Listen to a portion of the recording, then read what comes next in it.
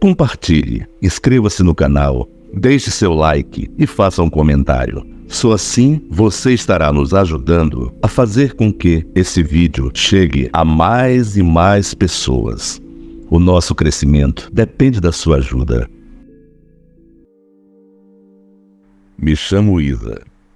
Sou coordenadora de uma escola infantil e vou falar a péssima experiência que tive. E de uma certa forma, pode-se dizer, sofro até hoje. Mais ou menos, em maio desse ano, eu recebi uma mensagem de uma amiga de infância, me convidando para a gente passar uma tarde juntas, já que ela estava vindo para a cidade na qual tínhamos estudado. Até aí tudo bem, éramos muito amigas no colégio, mas a vida levou cada um para o seu lado. Seria uma chance da gente se reencontrar, colocar as conversas em dia e fazer as coisas que amigos que não se veem há muito tempo fazem. Logo quando a gente se encontrou, eu percebi no olhar dela algo estranho e diferente. Impossível uma pessoa mudar tanto em apenas 2 anos. Para fazer entenderem melhor, era como se ela estivesse envelhecido uns 30 anos. E eu nem tô exagerando a aparência dela, pois estava muito diferente. E para pior, logo no início do encontro eu não a rodeei muito. A gente nunca teve isso. E como amigas, eu me vi na liberdade de perguntar como realmente ela estava. Foi aí que ela desabou. Chorando, me contou que estava passando por uma situação muito delicada e até achou que eu fosse rir dela. Até porque, como ela me conhece, eu nunca fui de acreditar em histórias e lendas de terror. Ela disse que logo após se casar e ir morar na casa nova, não teve uma noite sequer de descanso. Todos os dias, sem falhar, ela disse que tinha o mesmo pesadelo. Cenário igual, pessoas iguais, tudo aquilo se repetia toda noite. E fazia muito mal a ela, como se fosse algo programado ou algum tipo de assombração. Ela me contou que já tinha ido em todo tipo de especialista, tentar se curar disso, ou até mesmo achar o motivo, mas nada conseguia colocar um fim nesse sofrimento. Disse que tentou falar pro marido, mas ele não acreditava nessas coisas. Falou que viajou para tentar fugir desse problema. Ela me contou também que algumas vezes que não dormia em casa, não tinha os tais pesadelos. Que seja lá o que fosse, tinha alguma ligação com aquela casa. Foi aí que perguntei como eram esses sonhos ruins. Ela disse que sonhava com pessoas que sofreram muito e que nesses sonhos todos pediam sua ajuda. Diziam querer parar com esse sofrimento eterno. Na hora fiquei cheia de dúvidas, mas resolvi respeitar e fui aos poucos tentando entender melhor. Minha amiga disse que no terreno ao lado da casa dela tinha um prédio abandonado e que era o mesmo do sonho. Naquele momento eu comecei a desconfiar que ela tinha ouvido alguma história e estava só impressionada com aquilo e por isso os pesadelos. Tentei acalmá-la, mas em nada funcionava. Claramente minha amiga estava sofrendo há alguns anos e não era pouco. No final da tarde, ficou acertado que eu ia passar uns dias na casa dela, já que o marido dela viajava muito e as férias escolares estavam chegando. Seria a oportunidade perfeita de ajudar a minha amiga, pensava eu. Aquilo se tornariam os piores momentos da minha vida.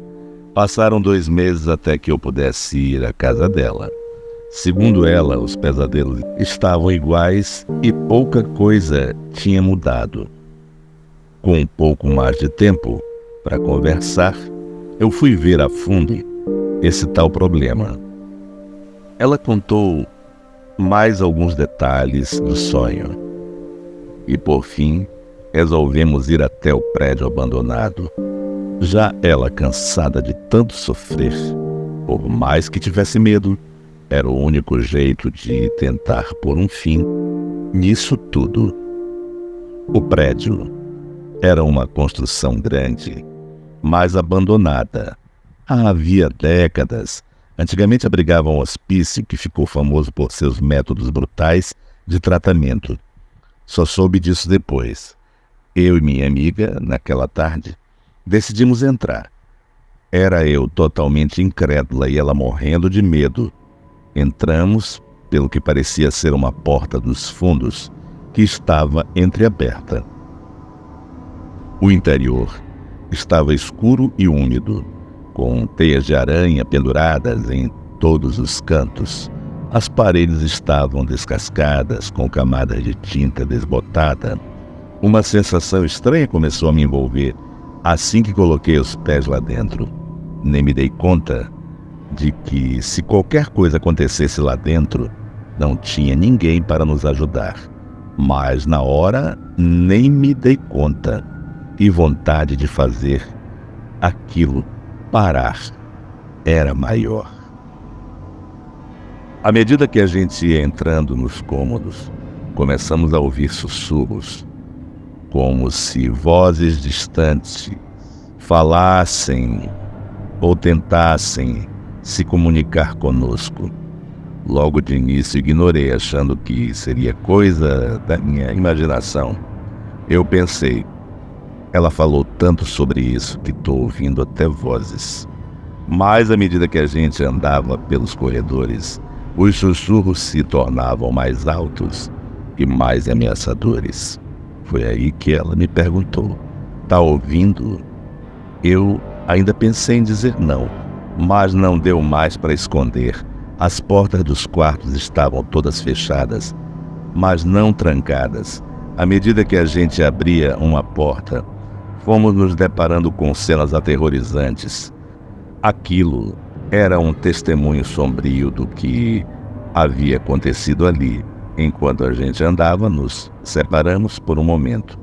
Eu entrei em um quarto que parecia especialmente sinistro. As paredes estavam cobertas de desenhos perturbadores e fotografia desbotada de pacientes com olhares vazios.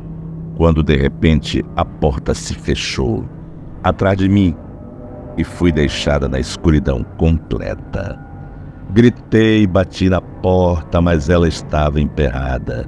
O escuro era total. Foi quando ouvi uma risada baixa e sinistra, vindo de algum lugar próximo. Eu estava apavorada e encolhida no canto do quarto quando vi uma sombra se mover do outro lado. Era uma figura alta, com roupas antigas e desgastadas, um rosto pálido e um sorriso diabólico. Os olhos daquela coisa brilhavam como uma luz sobrenatural.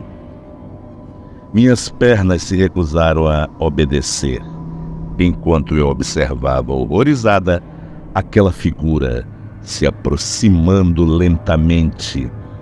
E tudo foi muito rápido. Eu estava em estado de choque. Eu pensava que iria morrer e naquele momento a minha vida passou diante dos meus olhos. O que aconteceu a seguir é um borrão em minha memória. Lembro-me de sons aterrorizantes, sussurros perturbadores e flashes de terror. Fui encontrada por minha amiga, inconsciente e coberta de arranhões horas depois. Ela me tirou do prédio assombrado, mas eu sabia que algo havia mudado em mim para sempre. Os dias se passaram e quem estava sofrendo com pesadelos era eu, só que bem pior que minha amiga, porque eu, além de sonhar, eu via coisas no meu dia normal. Estava programado para mim passar 2 semanas e eu fiquei só aquele dia. Logo cedinho e sem dormir, fui embora para casa. Quando me dei conta, era eu que estava precisando de mais ajuda que ela. De alguma forma, todo aquele sofrimento tinha caído sobre mim. Nada mais resolvia. Onde eu ia, via aquelas coisas. E muitas das vezes até tentavam se comunicar comigo. Eu ainda tentei falar para 2 irmãos e eles fizeram foi rir da situação. Eu não julgo porque há dias atrás eu era igual a eles, não acreditava em nada disso. Naquele momento eu saí da total incredulidade para o medo e desespero por estar passando por isso e não ter ninguém para acreditar em mim. Até que um dia, na escola onde eu trabalho, a avó de uma aluna me abordou e perguntou se eu estava bem, mesmo ela sabendo que não, porque era claro como eu estava definhando, aquilo era realmente sobrenatural. Eu falei que estava passando por alguns problemas. Ela na hora me disse que sabia e podia tentar me ajudar. Eu não comia direito, mal tinha forças para ir trabalhar.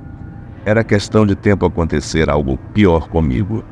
Eu quase não acreditei. Ela me disse que eu tinha sido amaldiçoada e que aquilo só quebrava se eu perdoasse todas as pessoas que me fizeram mal. Que isso era uma guerra espiritual e só assim teria fim. Eu tive que engolir o orgulho e fazer as pazes com minha irmã, que tinha feito algo terrível comigo. E olha que eu sou muito orgulhosa. Mas entre o orgulho e ter um pouco de paz, eu escolhi a paz. E por mais incrível que pareça, depois dessa conversa e desse perdão, as minhas visões sumiram. Desde aquele dia não consigo mais dormir direito. As imagens daquele hospício assombrado